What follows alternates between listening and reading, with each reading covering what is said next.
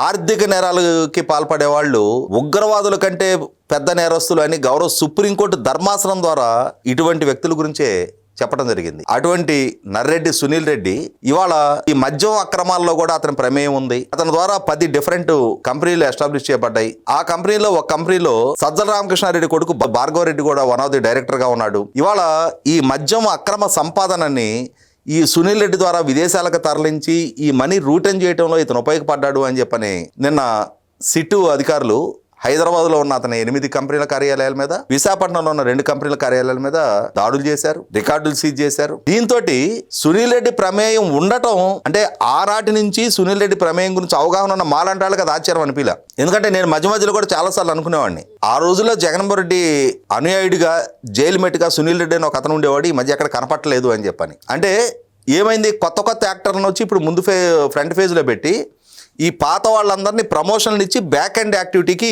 వాళ్ళని నియమించుకున్నారు.